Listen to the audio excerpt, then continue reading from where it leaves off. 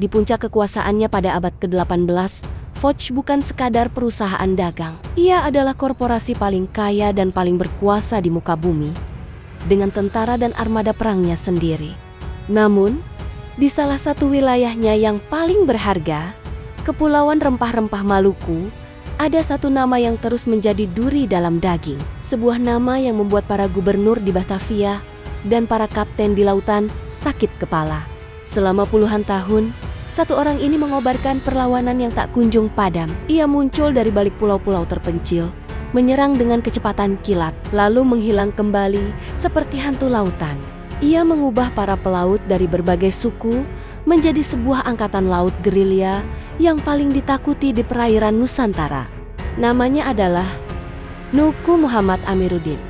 Oleh para pengikutnya, ia dipuja sebagai pemimpin yang adil dan pembebas. Oleh bangsa Inggris, ia dihormati sebagai sekutu yang cerdas, dan oleh musuh bebuyutannya, Belanda, ia dijuluki The Lord of the Seas, sang penguasa lautan, karena selama 25 tahun masa perjuangannya, pangeran dari Tidore ini melakukan sesuatu yang dianggap mustahil. Ia tidak pernah benar-benar kalah dalam pertempuran melawan Foch.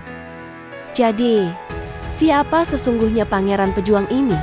Dan bagaimana caranya ia, dengan armada perahu kayunya, bisa mengalahkan korporasi terkuat di dunia?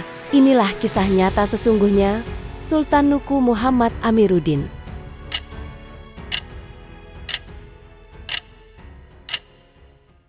Jauh sebelum Indonesia ada, di belahan timur Nusantara, terhampar sebuah surga tropis yang menjadi incaran seluruh dunia. Inilah Kepulauan Maluku, atau yang dikenal oleh para pedagang Eropa sebagai Kepulauan Rempah-Rempah.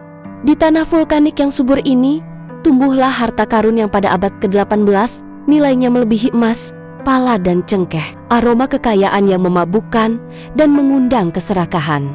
Dan keserakahan itu datang dalam bentuk sebuah korporasi raksasa, Verenigde Oostindische Company atau Foch. Mereka datang bukan untuk berdagang, tapi untuk menguasai. Dengan kekuatan militer dan modal tak terbatas, Foch memaksakan sebuah monopoli yang kejam. Hanya mereka yang boleh membeli dan menjual rempah-rempah. Harga ditentukan oleh mereka, nasib para petani pun ada di tangan mereka. Untuk menjaga harga tetap tinggi, mereka melakukan patroli kejam yang disebut Hongi Taktan. Setiap pohon pala atau cengkeh yang ditemukan di luar wilayah kontrol mereka akan langsung dimusnahkan tanpa ampun. Ini bukan lagi perdagangan. Ini adalah penindasan berdarah. Aroma pala yang wangi kini telah bercampur dengan bau darah dan air mata. Foch tidak hanya menguasai ekonomi, tapi juga politik. Mereka menjalankan taktik divide et impera, mengadu domba dua kerajaan besar di Maluku, Ternate dan Tidore, yang sudah menjadi rival selama berabad-abad. Dan di tengah istana Tidore yang semakin kehilangan kedaulatannya, seorang pangeran muda melihat semua ini dengan hati yang bergejolak. Dialah Nuku Muhammad Amiruddin. Sejak muda, Nuku dikenal sebagai pangeran yang cerdas, pemberani, dan sangat anti terhadap campur tangan Foch. Ia melihat ayahnya sendiri, Sultan Jamaluddin, tak lebih dari seorang boneka di tangan Belanda. Puncak dari penghinaan itu terjadi pada tahun ke-1779. Karena dianggap tidak lagi kooperatif, Sultan Jamaluddin ditangkap dan diasingkan oleh Foch, sebuah tindakan yang melanggar semua perjanjian dan adat. Tahta Tidore kini kosong, dan Foch punya rencana untuk mengisinya dengan boneka baru mereka. Mereka melewati Pangeran Nuku, sang putra mahkota yang sah, dan justru mengangkat kemenakannya sendiri, Patra Alam, yang bersedia tunduk pada kemauan company. Inilah titik di mana kesabaran Nuku habis. Baginya, ini bukan lagi hanya masalah politik atau ekonomi. Ini adalah masalah harga diri keluarganya, dan harga diri seluruh rakyat Maluku.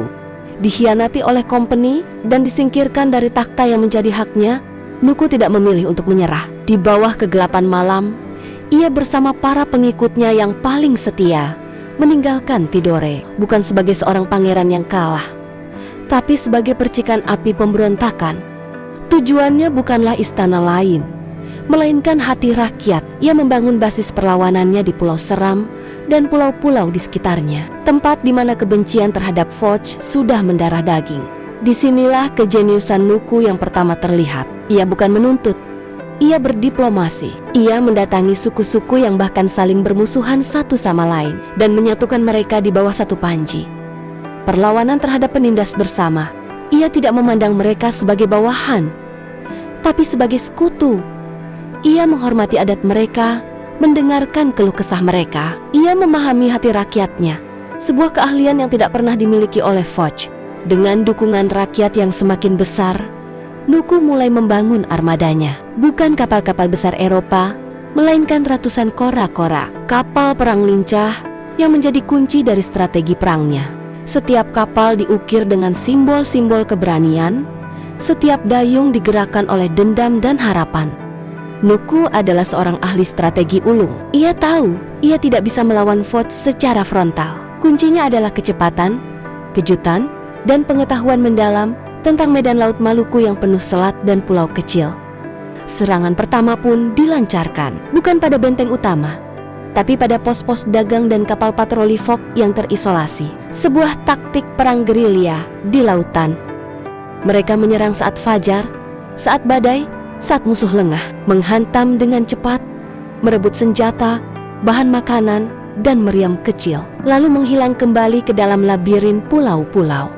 Setiap kemenangan kecil ini menjadi bahan bakar yang menyulut api perlawanan yang lebih besar lagi. Berita tentang pangeran pemberontak dari Tidore ini menyebar ke seluruh Maluku. Semakin banyak pejuang yang bergabung. Dari nelayan biasa, para perompak yang diampuni, hingga para bangsawan dari kerajaan lain yang muak dengan kesewenangan Foch. Di Ternate, Gubernur Foch pada awalnya hanya menertawakan laporan ini. Mereka menganggap Nuku hanyalah satu dari sekian banyak pemberontak kecil yang akan segera bisa dipadamkan. Mereka salah besar. Mereka tidak sedang menghadapi pemberontak biasa. Mereka sedang menghadapi seorang pangeran yang telah bertransformasi menjadi panglima perang, seorang ahli strategi yang didukung oleh seluruh rakyatnya. Di atas kertas, pertarungan ini seharusnya tidak seimbang. Di satu sisi, Foch dengan kapal-kapal Eropa yang besar, bak benteng terapung dengan puluhan meriam. Di sisi lain, Nuku dengan armada kora-kora, kapal kayu ramping yang digerakkan oleh puluhan pendayung. Namun Nuku memahami satu hal yang tidak pernah dipahami oleh para kapten Foch. Ini adalah perangnya. Di perairannya, ia tidak akan bertarung dengan cara mereka. Ia akan memaksa mereka bertarung dengan caranya. Ia melancarkan sebuah perang gerilya laut yang brilian. Taktik pertama, berteman dengan alam. Nuku memanfaatkan cuaca buruk yang sangat ia kenal. Saat badai datang, kapal-kapal besar Foch akan kesulitan bermanuver dan menjaga formasi. Justru di saat itulah armada kora-kora yang lincah keluar menyerang. Mereka muncul dari balik kabut dan hujan, menghantam, lalu menghilang kembali, membiarkan badai menyelesaikan sisanya. Taktik kedua, memanfaatkan medan.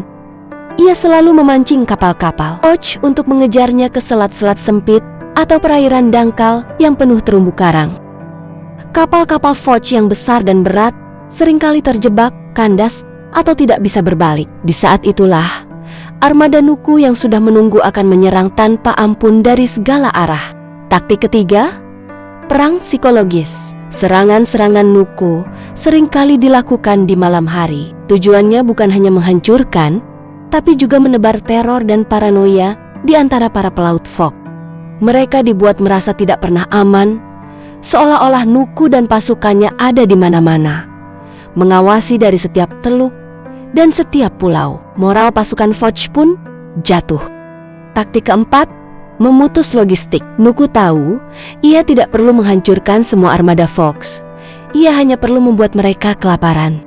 Ia secara sistematis menyerang jalur suplai mereka. Setiap kapal kargo yang berhasil direbut tidak hanya melemahkan musuh, tapi juga memperkuat pasukannya sendiri dengan senjata dan perbekalan baru. Foch mulai kehabisan uang dan kesabaran. Perang gerilya Nuku terbukti sangat mahal dan tidak efektif untuk dilawan dengan armada konvensional mereka. Dan di tengah tekanan ini, Nuku melancarkan langkahnya yang paling jenius. Ia melihat ada pemain besar lain di kawasan itu.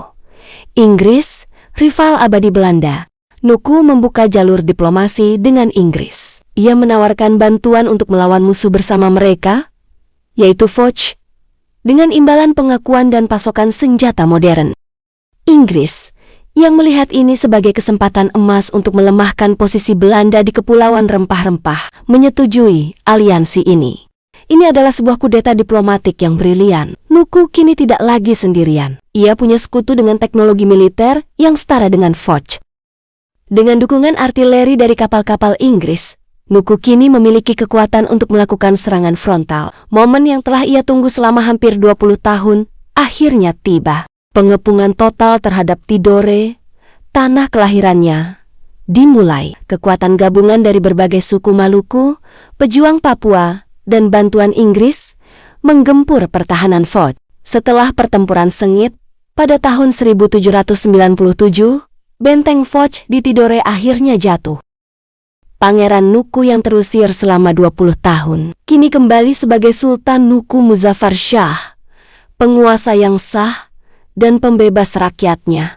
Bahkan Foch, korporasi yang angkuh itu, pada akhirnya terpaksa mengakui kedaulatannya. Mereka telah dikalahkan secara telak, bukan hanya oleh senjata, tapi oleh kejeniusan strategi seorang pangeran pejuang. Kemenangan di Tidore bukanlah akhir dari perjuangan Nuku, melainkan awal dari pemerintahannya sebagai sultan yang berdaulat penuh. Selama sisa hidupnya, ia mendedikasikan diri untuk membangun kembali negerinya yang telah lama hancur oleh perang.